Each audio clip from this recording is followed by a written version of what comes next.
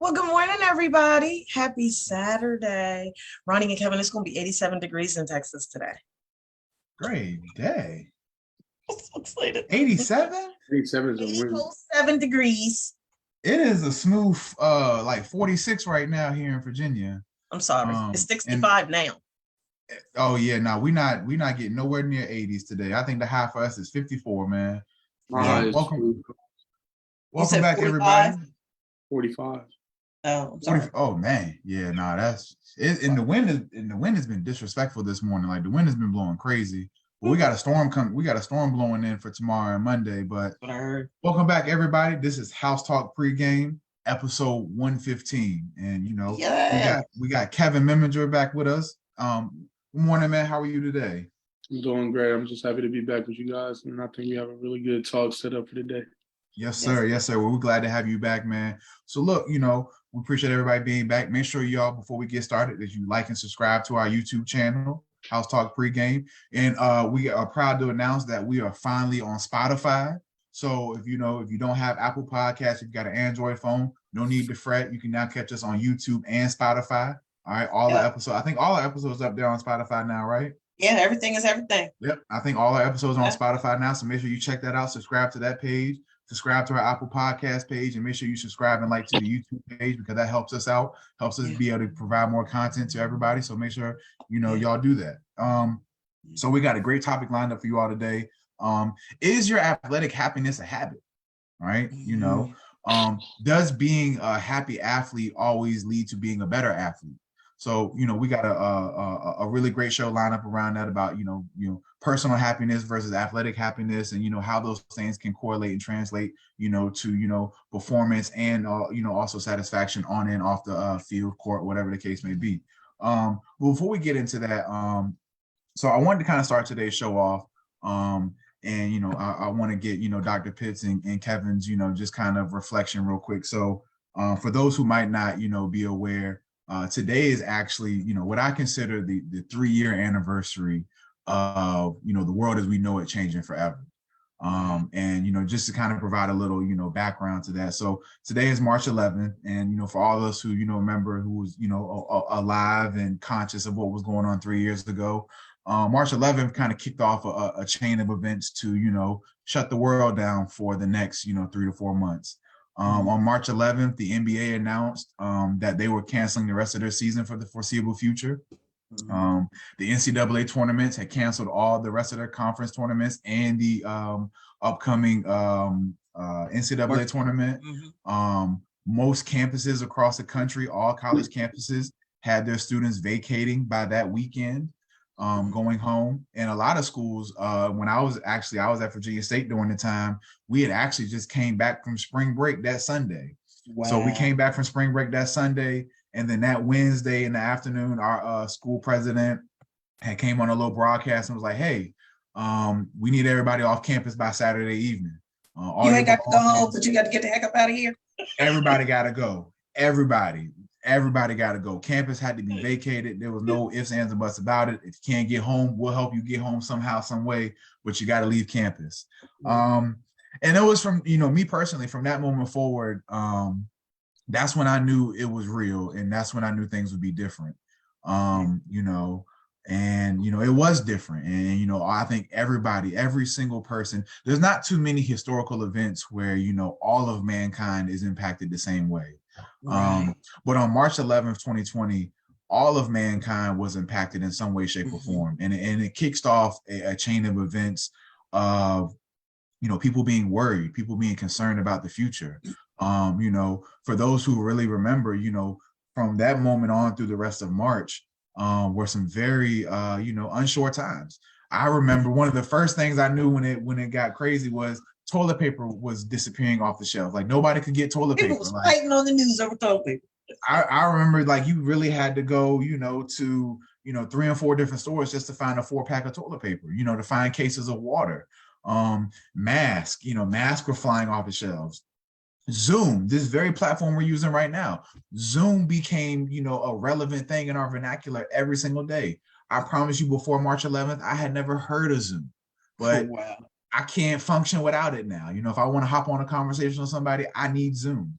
And everything else that just transpired those first few months of the pandemic, you know, the George Floyd, fiasco Murder. and everything that happened with that, all the civil rights marches and everything that was going on during the summer and everything. And then, you know, trying to slowly reopen the world and make sense of what had just happened. And I think for a lot of us, you know, a lot of people are still trying to make sense of what happened 3 years ago. A lot of people, you know, they weren't able to go back to their jobs that they once had. A lot of people lost their jobs, lost their businesses, you know.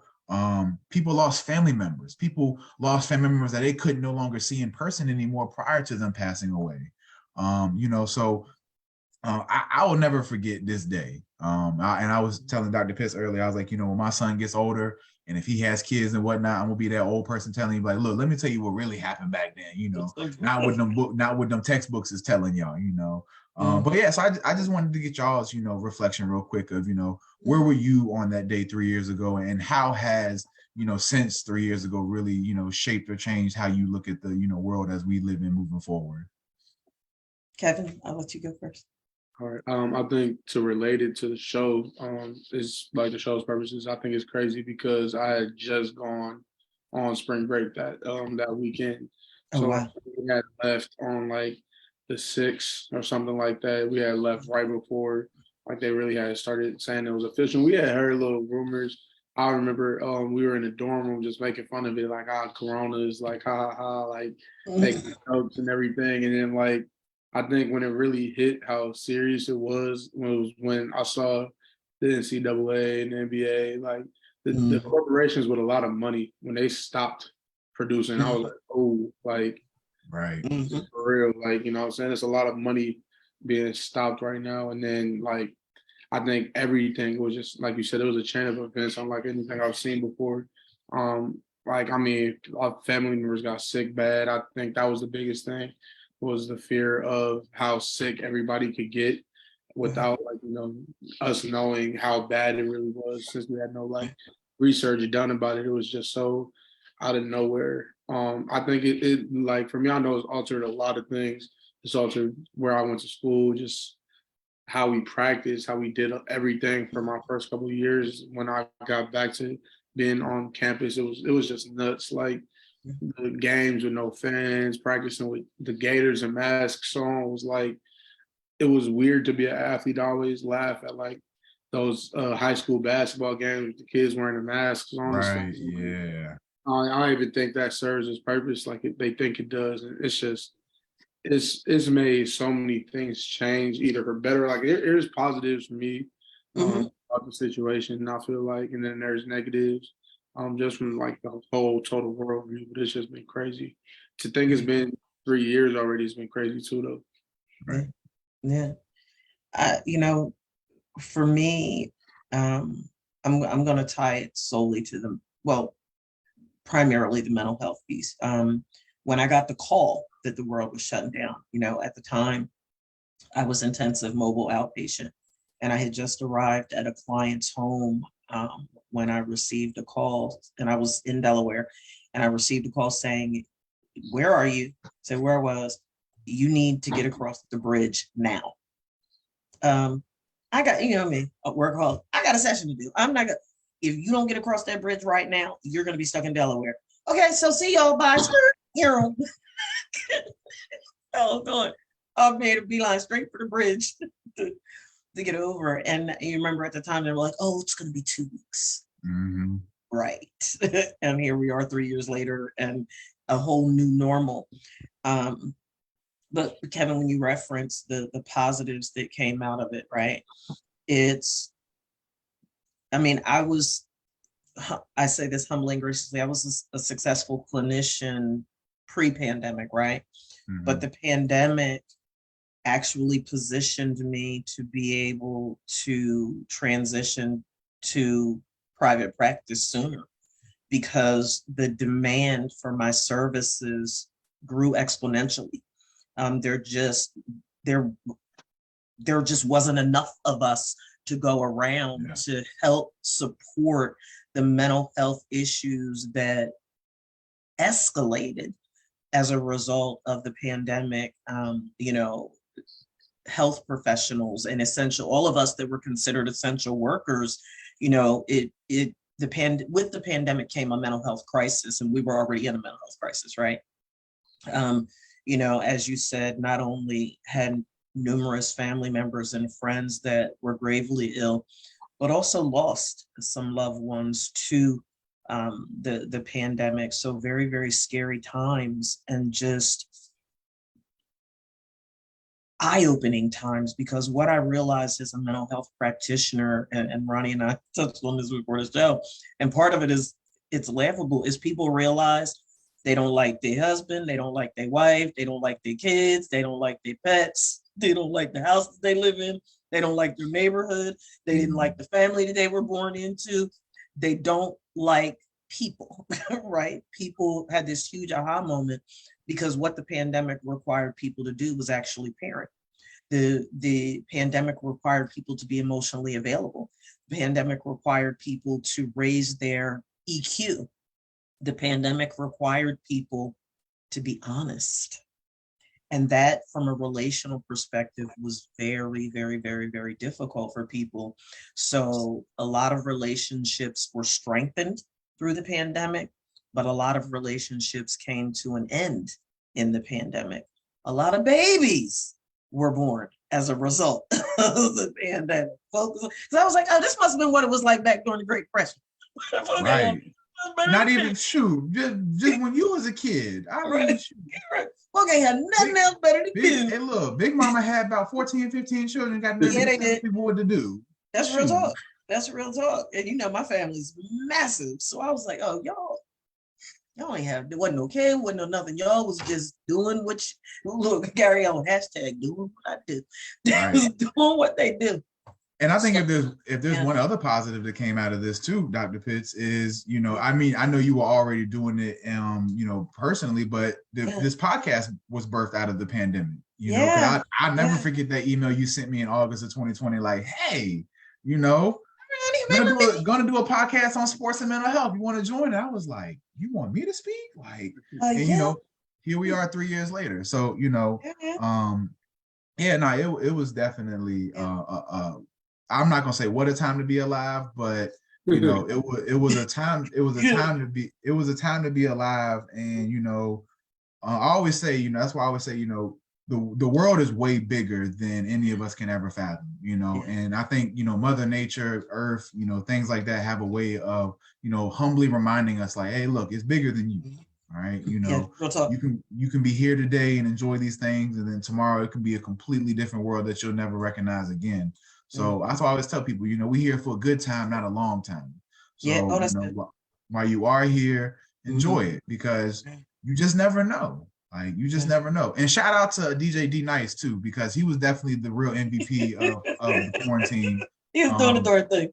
Club Quarantine had us lit every day from March to June. I just wanted to, really, bring, just bring that to the forefront. Everybody, look, we still rocking in this thing. For the people out there who have had to, suffer tremendous losses and things like that, we are here for you. There are people out there, there's villages out there for you that can help you make sense of things that have gone on the last few years, and, try to, put the pieces back together and really, spring forward to what we have, in the future. So, I appreciate y'all, sharing y'all's own perspectives and what was going on during that time too, because Kevin, I was like you, man, this ain't about to be forever. I always tell people, I really thought the worst thing in 2020 that would have happened would have been Kobe Bryant passing away. If you would have told me that would have not been the worst thing that happened that year, I probably would have smacked you, because how dare you disrespect Kobe like that? Like, let alone 2 months, like it wasn't even 2 months later. It was literally Kobe, Black History Month, COVID. It felt like it was just crazy. Like, warp speed. It was weird too, because it was just like an eerie time. I feel like that generally, I know, like, it was just a weird time. And then all of a sudden it was like, okay, like, what are we really dealing with COVID? Like you said, Dr. Warner, it was only they had 2 weeks. They kept pushing that. We'll be, right in 2 weeks. Like, try getting 2 more weeks, It's like, it's no big deal. It'll be done in 2 weeks. And then next thing you know, they're like, all right, y'all come get y'all stuff. Like, we're going. I ain't gonna lie though. To be a high school senior when that first started, because I remember the kids I was working with, SAT scores didn't count no more. Grades, like, hey, look, you want to graduate? That would have been the perfect year to graduate and have senioritis like crazy. Because teachers was like, oh, you don't turn your work in? It's all good. Everybody gonna pass anyway. How can we fail you? Like, it was such a wild time. Ronnie, wait, I want to open a can of worms because I'm ornery to the core. And I just had this, it just hit me. Kevin was doing it. Ronnie, please do it. Do your Trump impersonation during the Ronnie, please do it, Ronnie. Please do it. What was that dumb thing he used? There was nothing to worry about. Everything is okay. Everything is fine. Everything is good. We have everything worked out. Nothing to worry about here. Nothing. Everybody just go on about your business. Like, I was over there like, hey, look, what? Bleach into your veins. Don't forget to inject the bleach. What virus? Everything is okay. What virus? Man, I forgot that was the election year too. Like, it was nuts. They're gonna turn 2020 into a BET movie. I promise you. Tyler Perry going EP that movie, and it's gonna be a hit. It's gonna be a hit. But all right, so I know there was a little bit of news before we get into the topic, Dr. Pitts. So the only news that I saw was shout out to Chad Ochocinco. He was just named the official I think celebrity ambassador for the athletic departments at FAMU. For those who follow Chad Ochocinco know that for years now, he's always been repping FAMU.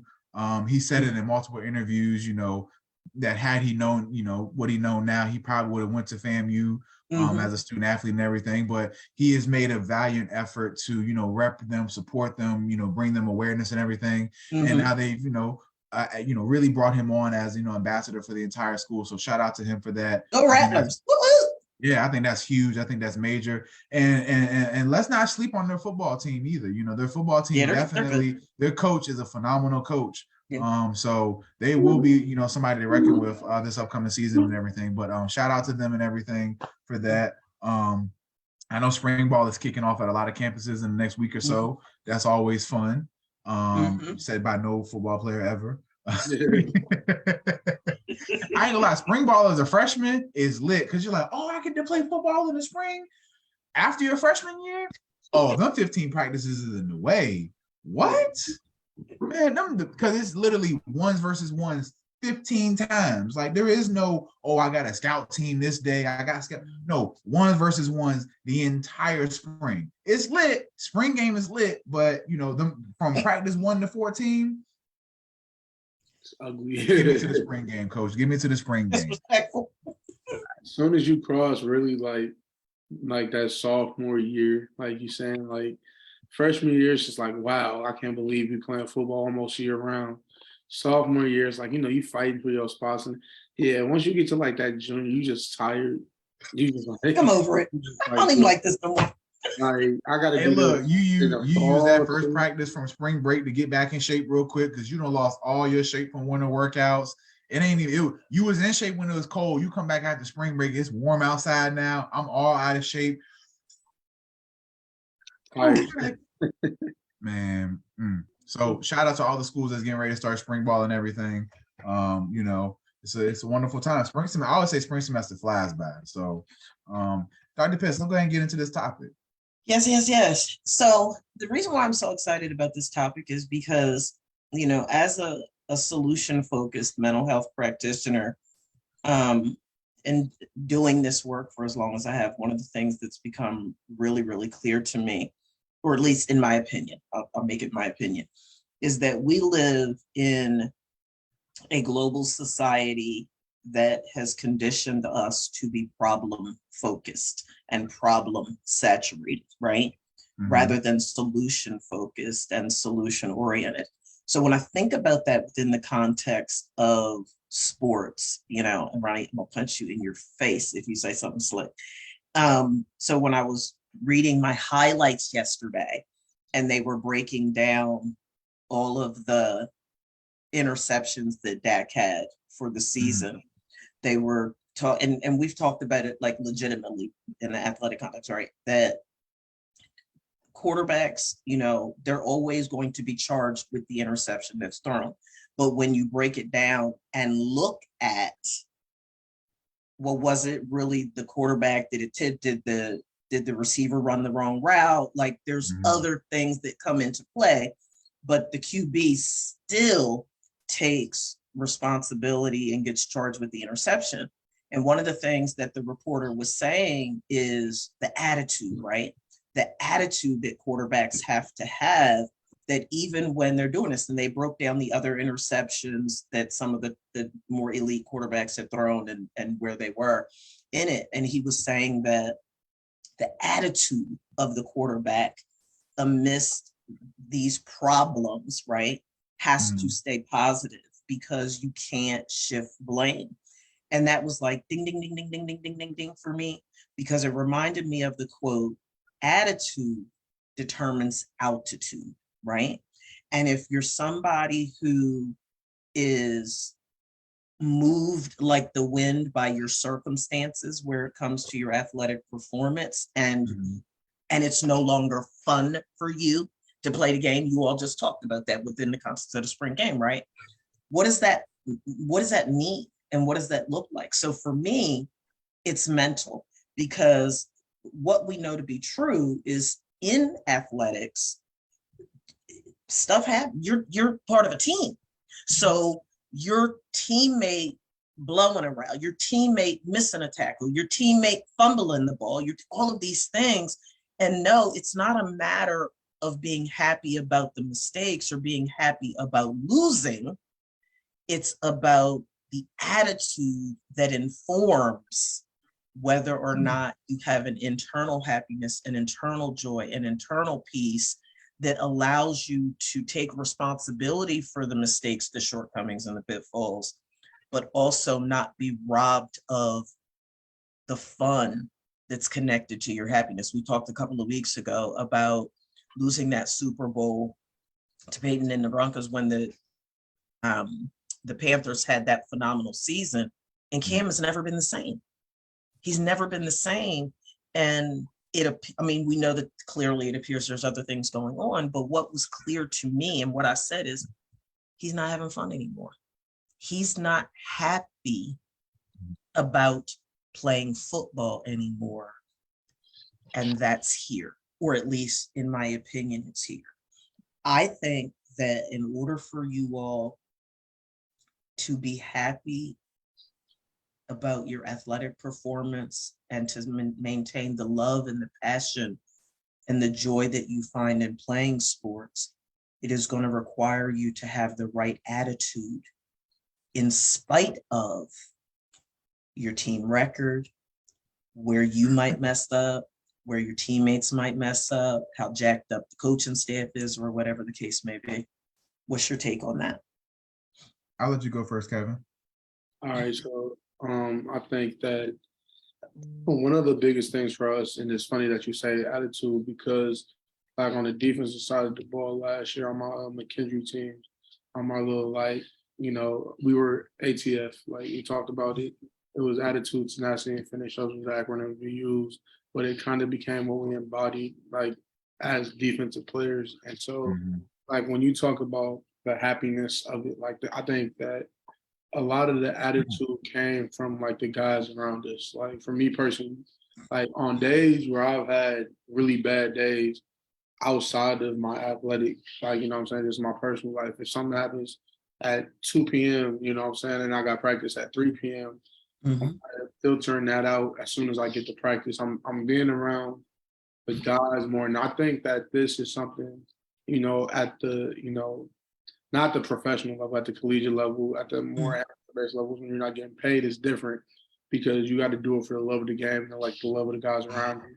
Like for me, I might not be happy, but if I'm going into a room with 10 of my D linemen and I know like they're gonna be joking, we gonna be playing, somebody gonna see me not happy and just start messing with me, be like, come on, man, whatever it is, you have to shift your focus back to what we're here to do.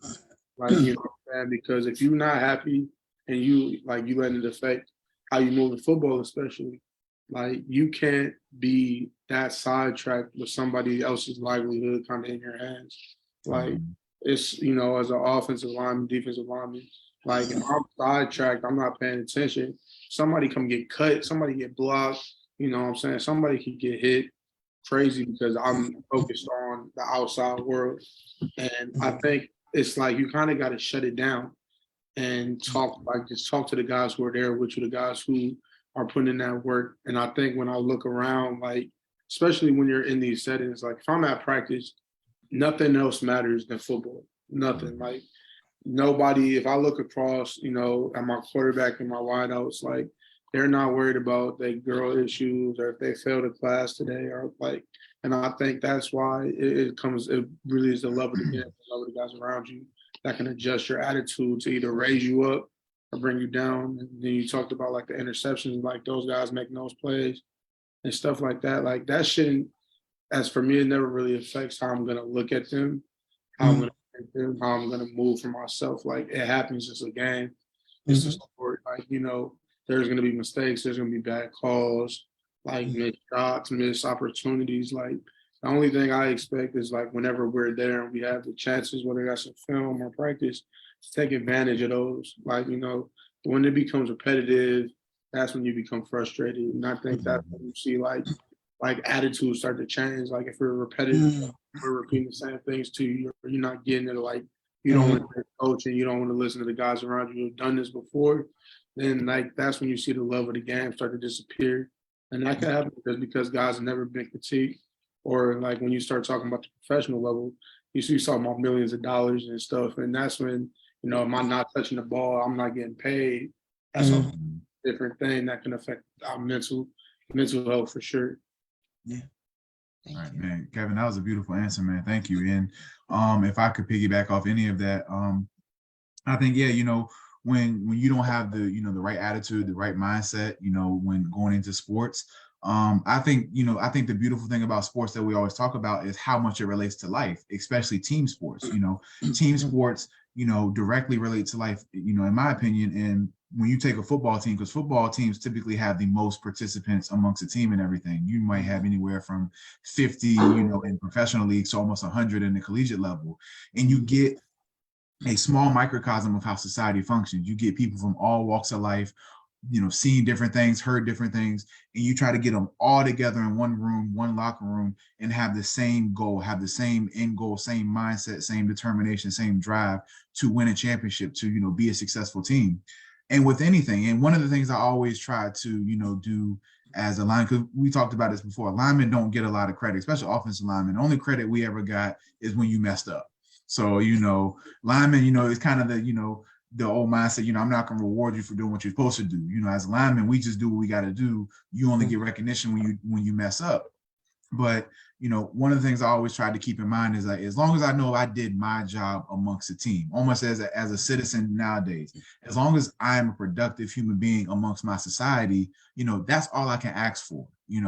As I talk to my village and as I hold my village accountable in society, as holding my teammates accountable on a team, making sure at the end of the day I did what I had to do, so that way when I go to somebody else and try to hold them accountable or try to offer them encouragement or critique, I'm also holding myself to the same standard as well. Because if I hold you as my teammate to a different standard than I hold myself, then we're not always going to be aligned and our mission is not going to be the same. Just like in society, if I hold people to a different standard than I hold myself, then that's not really building a village. That's not really building a society that can be cohesive. So, I always tell young athletes, making sure you do what you have to do. What are your expectations? Because if your expectations are high enough and you hold yourself accountable to them and consistent to your expectations, then sometimes leading by example, being the model for other teammates and other people in society can do the job for you. Because not everybody has to be a vocal leader amongst your team or a vocal member in society to lead by example.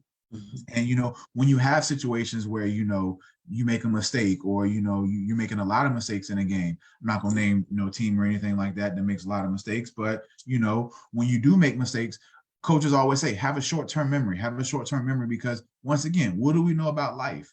You're gonna make mistakes, you're gonna mess up, you will not be perfect, and if perfection is your expectation, you will fail every single time. Mm-hmm. It's not about being perfect. It's about being your true, authentic self and working through those mistakes. Our coach used to say before every game, survive the SH storm, because it's going to happen, whether it's the first quarter or whether it's the middle of the third or fourth quarter. Something's going to go wrong. It's not going to go your way. It's going to be a holding penalty. It's going to be unsportsmanlike conduct. It's going to be a pass interference. It's going to be something that comes along the course of the game, whether it's a fumble, interception, whatever, that throws you out of whack. And then what do you do? You know, being able to be comfortable in that chaos and not allow the chaos to consume you. You know, that's a skill that I think, you know, one of the things that oftentimes us as, you know, former athletes, we don't give ourselves enough credit for is that, yeah, now granted, you know, the chaos in a game compares to nothing to the chaos of life, but the reaction, the behaviors, the steps that you take to get through that chaos translate to the real world. And oftentimes we forget that the chaos that we might find ourselves in the middle of a game or practice, or, you know, just the regular, you know, student athlete week, is the same chaos we can find ourselves in as adults. Going to work, coming home, trying to balance work and family, those things like that. So, you know, don't short yourself for the things that you've learned through your sport and the attitude that you developed through your sport, and allowing it to translate to the real world. That's if I was to sort of categorize a good portion of what you both said, that's the systemic piece. That's the systemic piece that has the ability to influence your happiness, right? And the way that you both said it, and I think, Kevin, you said it last time you were on here, and I know, Ronnie, you talk about it a lot, right? The programming, or if I were to reframe that, the conditioning of your mind. Like, Kevin, you talked about, you know what, I got to be able to block everything out. I need to be present, right? So when we look at that within the clinical context, you recognize that you have to be emotionally present during your athletic involvement, whether it's practice or looking at films or, you know, the game, pre-game hype, or whatever the case may be. And I think that that's the hard part for people. I think that people don't realize how powerful the conditioning piece is. And the reason why I said it, like, I know, I feel like every athlete understands that a big part of your athletic performance and your athletic trajectory is mental. I get that. I know that you all understand the importance of mental toughness.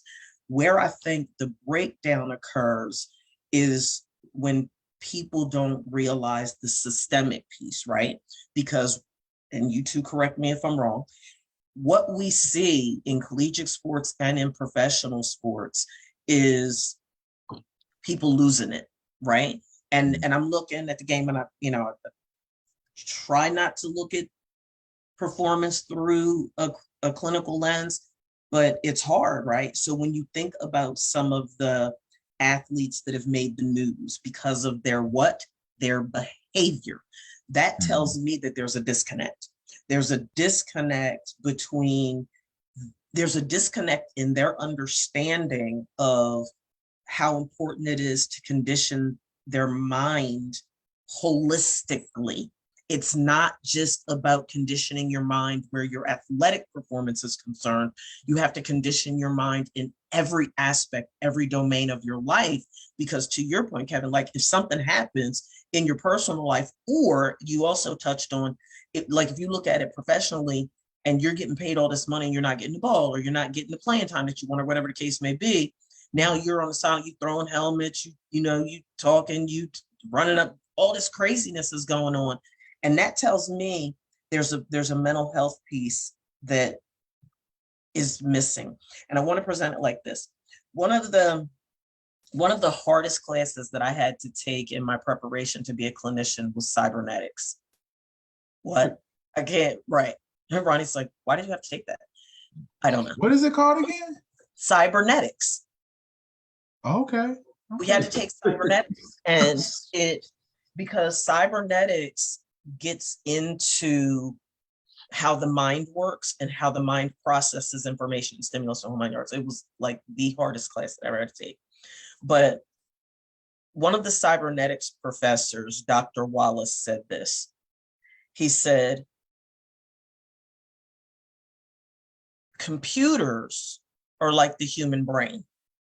Our brains are programmed much like a computer. Just before we put any sound, sight, smell, taste, touch, or intuition into our mental computers, we stamp it as positive or negative. Then we store the sensation in our brains and it permanently stays there. That's why you can't always remember a person's name, but you can always remember how you felt about them. Dr. Wallace also said, unlike computers, however, humans develop a habit of programming their minds to be either mostly negative or mostly positive. And what I'm saying is, I believe that when you look at you guys, the female athletes, whomever, when you look at you all holistically as an athlete, who you are at your core, whether or not you at your core is mostly positive or mostly negative, is going to influence your performance. Speak to that. I'll let you go first, Kevin.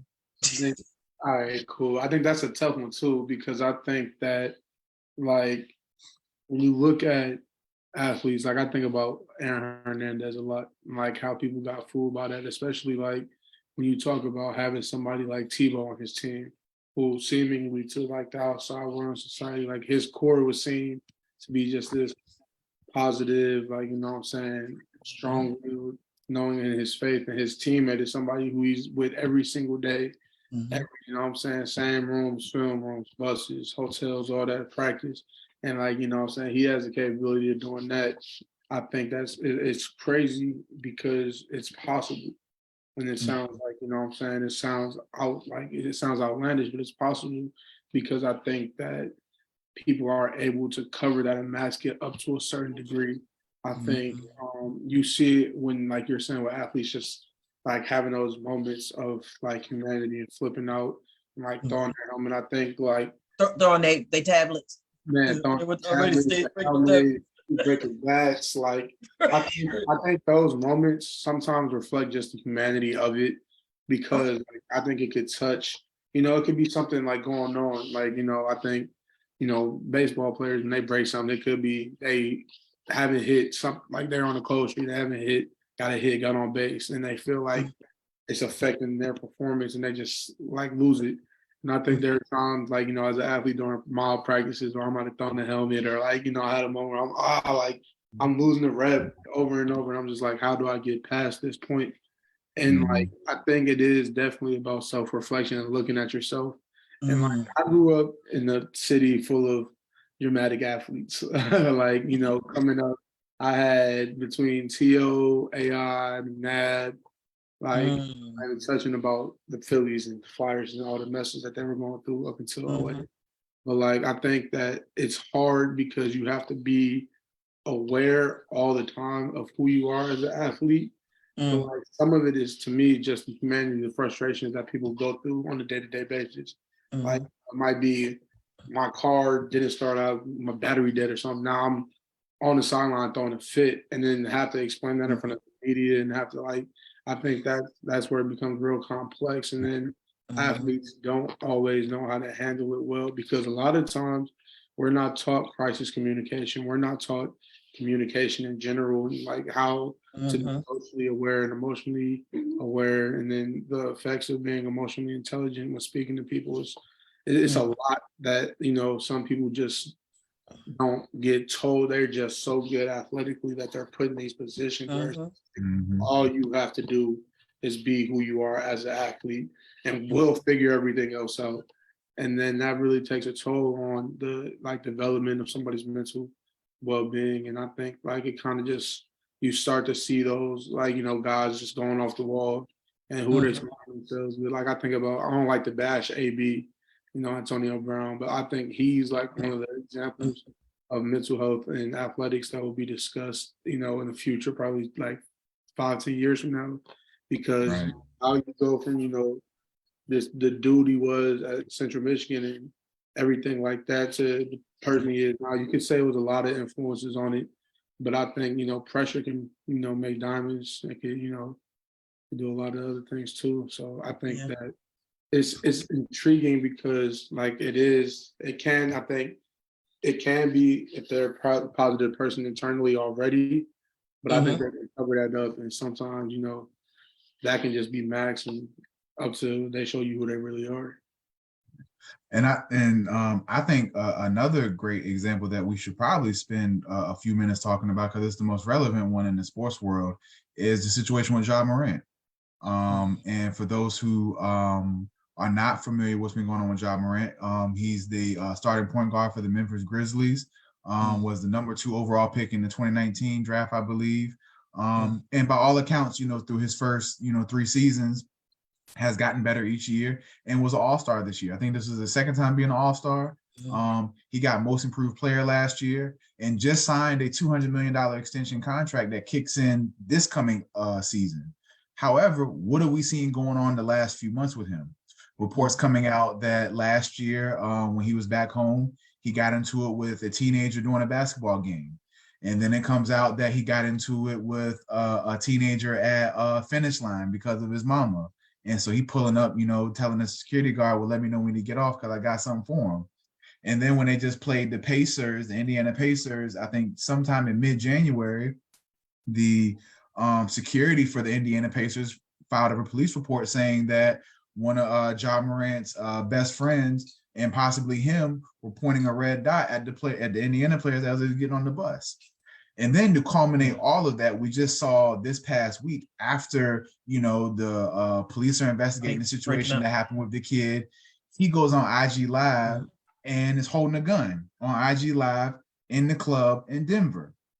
All types of red flags. How did you get the gun to Denver? Did you bring the gun on the team plane? Did you have the gun at the team facilities? All those things, he's at risk of having a 50-game suspension possibly if it comes out to be true that he had that gun on, Memphis's facilities and he carried it on the NBA plane. So I say all that to say, and to answer your question, Dr. Pitts, this is a classic example of, and I said this, apparently he, voluntarily admitted himself into a rehab clinic because apparently it came out that he'd been having some alcoholism issues.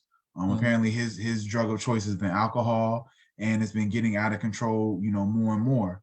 And this is the classic example because what it looked like from the naked eye was that this man is literally sabotaging on a public platform.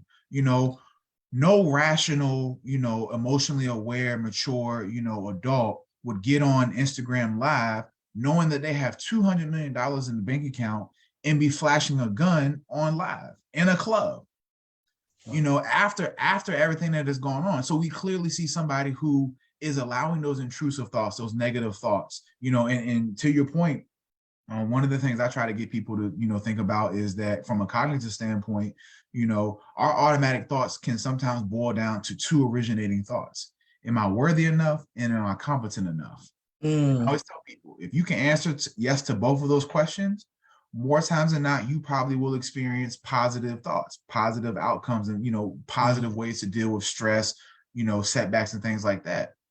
But if you answer no to one of those questions, not even both of them, but at least to one of those, if you feel like you are not competent enough, or if you feel like you're not worthy enough, it will spill into your personal life. And it can definitely spill into your athletic career. Because at the end of the day, to your point, yes, we all get frustrated as athletes. We all have setbacks. We all have failures. That's just a part of sports. That's a part of life. But if you make those setbacks, if you make those failures about you and your ability to be competent enough or worthy enough to get through it, to see it through, then yes, more times than not, if you experience negative thoughts, negative intrusive thoughts, self-defeating thoughts, self-sabotaging thoughts, more times than not, you might succumb to some of those thoughts because at the end of the day, deep down inside, subconsciously, you feel that you are either not worthy enough or competent enough to see that plan through.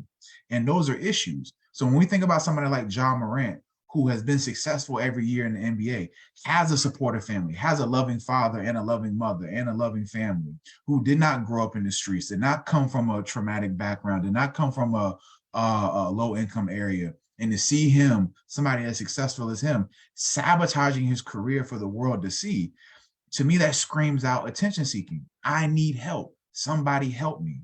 And I hope he is getting the help that he needs right now, because I would hate to see somebody as athletic as he is and as talented as he is, and the opportunity to be the face of a league, to be the face of, Black families and things like that, to sit there and throw it all away. Nobody who has a rational mind does that. That's a great segue to the next point that I wanted you to speak on, because there is definitely a connection between your happiness and fulfillment as an athlete, as a human being, and your self-talk. And we'll laugh and joke about it. They got them voices in their head. Them people talking to you again, But it's not about. It is about the voices in your head, but it's your internal narrative. It's what are you saying to yourself? And I bring that up because I really truly believe that for all of us, but with the emphasis on athletes right now, that learning to choose your attitude isn't easy, particularly because of what you said, Kev, right? Like, you all are entitled to have bad days, and things aren't going to always go your way, and you're not going to always hit your peak performance. And there's so many other pressures that you all have to endure as athletes. But I really truly believe that mastering a positive attitude, regardless of your circumstances, is going to be an integral part in building your resilience, so that when the pressure of life comes, when the curveballs are thrown, when the mistakes and the shortcomings happen, you're better equipped to resolve in a pro-social way, is the language that we use clinically. Talk to us in the instance time, because I want to make sure I hit you guys with the rest of these questions. Can you both briefly touch on your belief around your self-talk as an athlete and how that impacts how you're showing up in the game? You want me to go? I think I'll take it first. Yes, sir. Yes, sir. Self-talk, I think it could go like a couple different ways. Like, I think there's guys who talk themselves up. I'm laughing just because I'm thinking about that Grant Williams debacle the other day, because he talked himself like, game on the line, 2 free throws. He's talking about, I got both. I'm making both. Oh, yeah. Like, you can talk yourself up to the point where you got it, and then he messed around, missed both free throws. So, it's about, I think with self-talk, you have to know that you're going to back it up. Like, I think about, I think it's easy to think about the greats. Like, they always talk about, the best players talked a lot. Like, Larry Bird talked a lot. Mike talked a lot. Like, there's guys who get in your ear all the time. And then there's guys who, don't meet up to that same level. But I think that it's how you have to know yourself. You have to know what's going to tick you off, what's going to affect you. Because I've seen guys who their self-talk is they'll boost themselves so high that the moment they fall one time, if they don't immediately get that, oh, it's okay, they'll lose it. And then I know guys who kind of got Kawhi Leonard mindset and kind of, they walk around with that, where it's never something that you have to hear. It's all internal, and it's all how you push. What can I do? Can I get one more? Can I get one more shot? One more? I think definitely it could go either way. It's just up to really the athlete, how they handle it, how they handle those pressures that they already face. Right. And just to piggyback off of that real quick, I think, when we talk about self-talk, I think of, affirmation, and, but it can be twofold. It can be a blessing and a curse, because if you, like Kevin was saying, sometimes you can, talk yourself with false confidence and false affirmations. And, you can almost, in other words, fake it till you make it. And so, because if you don't truly believe that, once again, if you are worthy or competent of what you're about to set out to do, whether it's personally, professionally, or athletically, then the moment something comes up, the moment the first piece of adversity hits you, you more times than not will fold, because you didn't believe what you were telling yourself. I always tell people, whether it's love, care, confidence, anything, if you don't put that self in front of it and believe in self, then nobody can put that in you for you. Nobody can love you enough for you to love yourself. Nobody can boost you up enough for you to go out there and have the confidence to do what it is you need to do. If you don't talk yourself up, if you don't believe in yourself, then more times than not, when you face that adversity, when you face that setback or that loss, then yeah, you might fold to that. Yeah. I think that also ties into, and I think you both sort of alluded to it, right? It's the power. It's the power of your negative thinking. And is it positive or is it negative? And so in the examples that you both gave, one of the things that I think about is the connection between the negative thinking and the self-talk and whether or not it's positive or negative. But what I really truly believe, and Kevin, I think you said it, is what's going to be evident, particularly in those times where your performance isn't where you want it to be. You're going to see who people really are at their core. It's going to come out. It is absolutely positively going to come out. You can only mask it for so long. The game has the ability to bring so much pressure that you will, before it is all said and done, you will see who people really are and what they're made of. Hence why, and we've talked about in previous shows, right? A lot of times you'll see teammates get into it with themselves, right? You'll see it's like, yo, they are about to fight. Like their teammate, what is going on right now? But to me, that's a core issue. That's not a circumstantial issue. That speaks to who that person is at their core. So I say all that to say that I really truly believe that people are either mostly positive or they're mostly negative. I believe that.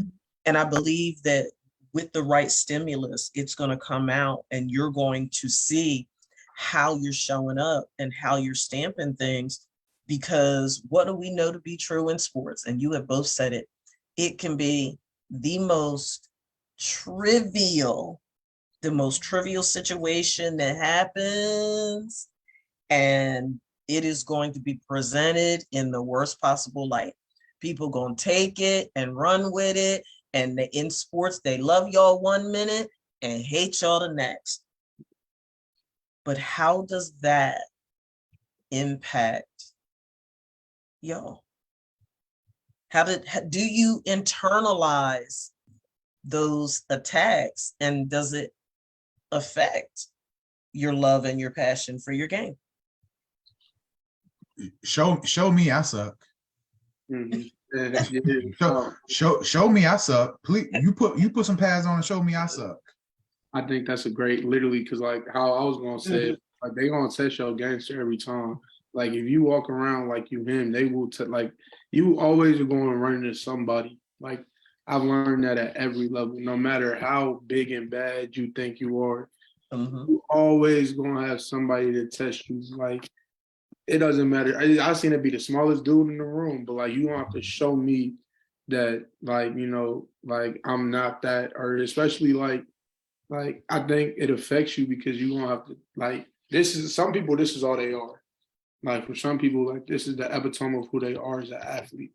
Like their whole entire, not only their identity, but how they treat other parts of their livelihood. Like I think you, like Ja, you talk about it, like the profession is different than being a rapper. There's actual, you know, right. There's a difference in profession. And when you have this livelihood of I'm untouchable, I think I'm him. I'm going against, I'm at one of the highest places in my, league. Like I'm untouched. There's always somebody that's going to be able to say, nah, like somebody could pull your card and you're going to have to be able to, like, and I think like show yourself and show your credibility. And I think that people see that and it's hard for them to accept it and turn it's like a hard pill to swallow. And then you kind of see, really, like you're saying, you see what they're made of. Because if they're eternally positive, I don't think that they'll falter more times than not. I think that they'll figure out a way to make it happen. Versus being internally negative, they might just want to have more issues, and But I think fighting with your teammates is one thing. I laugh because that happens, and it could be from two guys who just love it the same. Like way. Brothers, it's like siblings. Your sibling get to talking. You're like, hey, bro, you got one more time. And they be like, one more time. And then now y'all out here scrapping. Or, I mean, Kevin, you know this too, bro. In August, when it's hot outside, y'all been beating on each other for a couple weeks. And then Kevin, answer this because you play D-line. Ask me, tell me if y'all ever did this, especially during the season. Did y'all ever have, or like during practice when you know the ones had to go against each other, you talk to the offensive line and be like, "Hey, look, bro, let me get first down.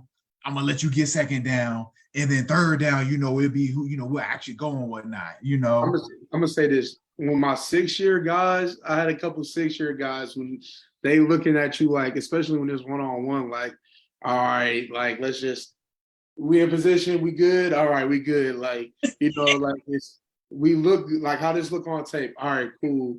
And then right. we definitely have some talks where it's like we're not gonna turn it up too much. But Right. then like it's times because like it's about how it is. It's about the picture. It's about making sure that this looks like how it's supposed to look. Not all the time. It's about all right. I'm gonna go 110. Like them dudes will that'll start more fights than anything else, especially between the D-line. Let one of them freshmen think they try and prove a point on a Thursday when you just doing a walkthrough. They want to come through the A gap full speed. All right, bro. All right, I'm gonna remember that. They get but choked up by 200-300 pound seniors who've done this for 4 years. It's not fun no more. Right. Zero fun, sir. To answer the question real quick, Dr. Pitts, like I said, show me I suck. And that was one of the things that, when I was in high school, and I always say, my high school that I played at before I got there, they were really good and everything. But when my 4 years in high school, we were trash. As a team, we were not good at all. And, kids in the school be like, man, y'all suck. Like, how y'all losing them? And in my mind, I'd be like, hey, look, bro, you got one more time to say I suck and, prove it to me that that I'm trash, because I'm not trash. I got highlights out of this game. I can't speak for everybody else, but I look good out there. And, but I had to learn that, and that's why I said at the beginning of the show, once again, like you have to be able to believe in yourself that even when things around you are falling apart, at the end of the day, you are only responsible for what you did and your position. Even in a team sport, when I played center, yeah, I can sit there and point the fingers and say, well, hell, the right guard the whole game, we could never get the double team together. Or, the left tackle, he getting beat by the DN every other play when we trying to pass. I can sit there and point fingers and say why we lost. But what did you do? What does your tape look like? Because if your tape look trash like everybody else, shut up. That's the take. He, this chemistry is crazy because I swear he be taking the words straight out of my mouth and stuff. Like, I was going to say that. He took what I was about to say.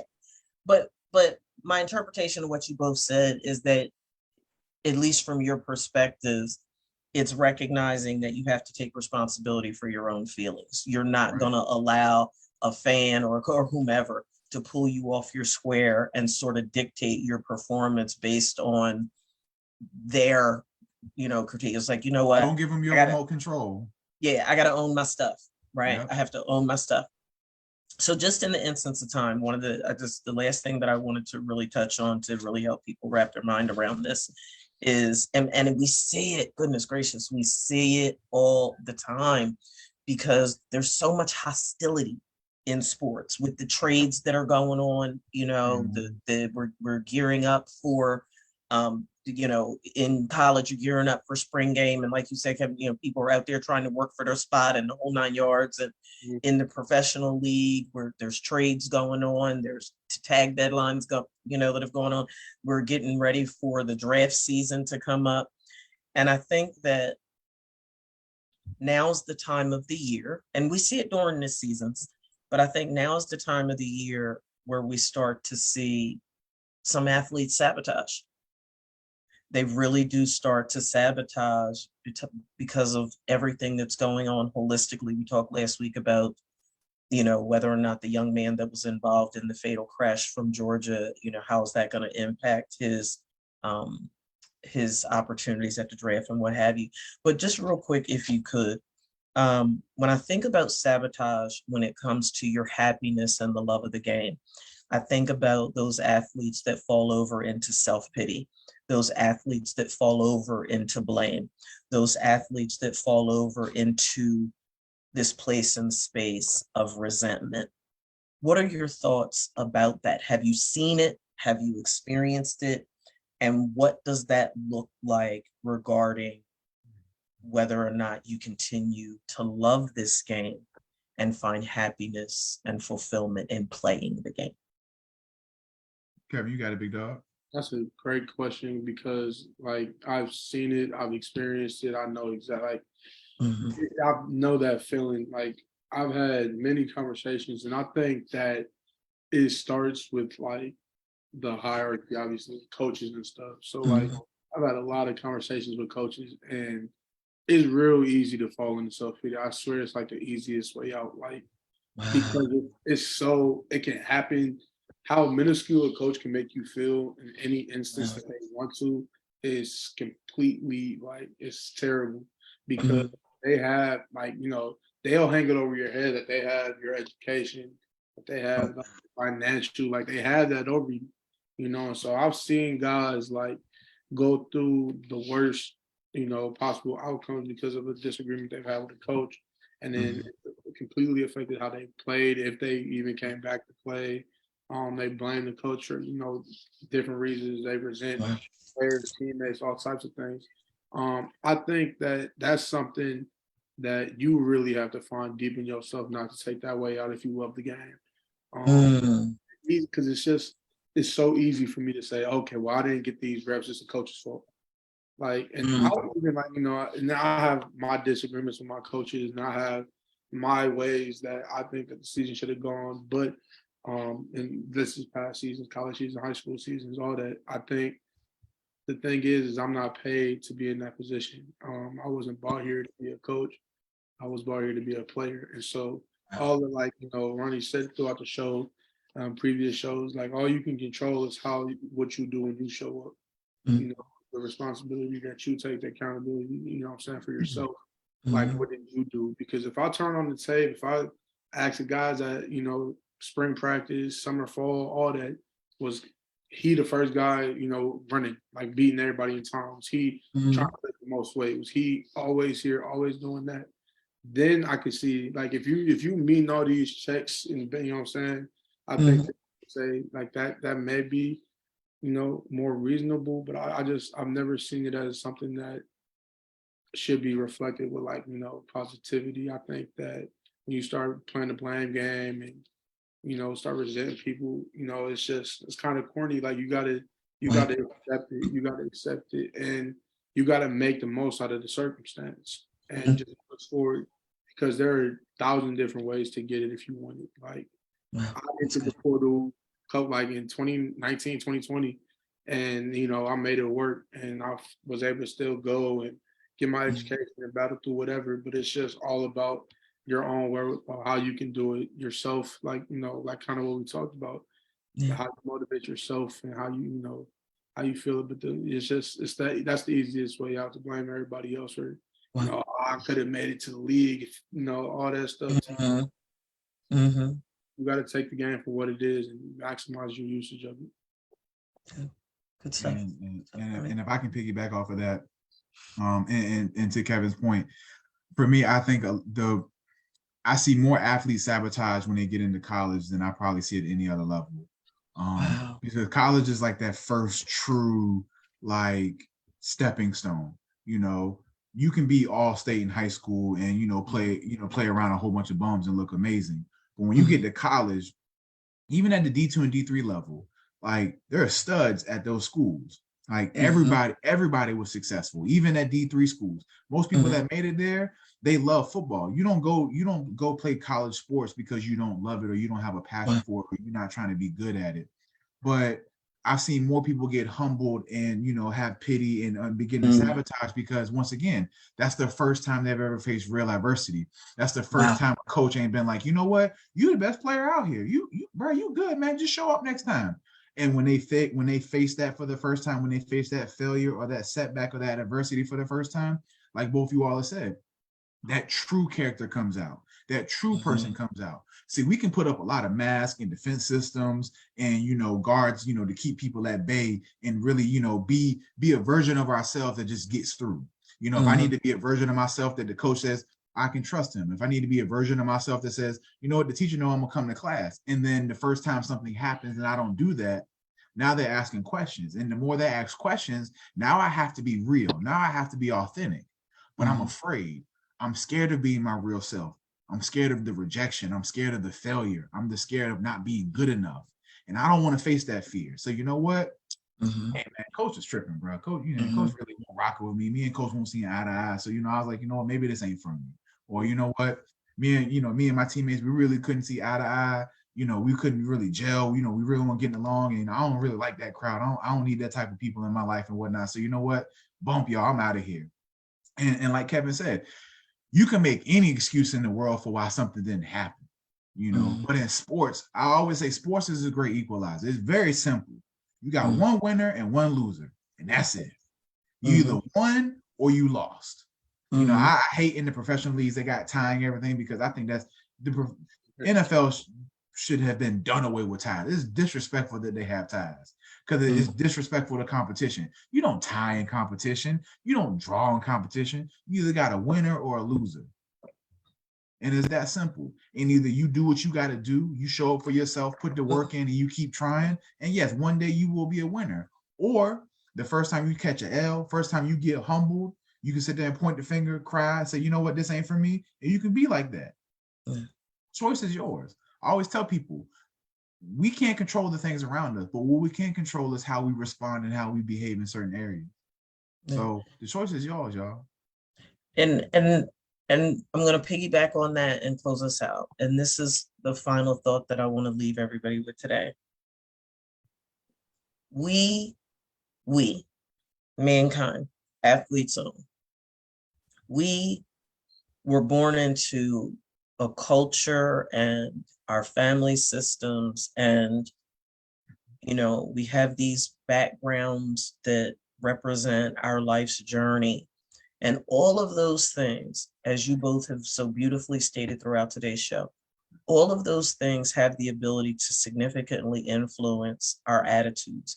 But at the end of the day, every single one of us as individuals is ultimately responsible for how we choose to cope with life, how we choose to cope with the setbacks in your athletic performance, how you choose whether or not you're going to get better or curl up in a ball and throw in the towel and quit.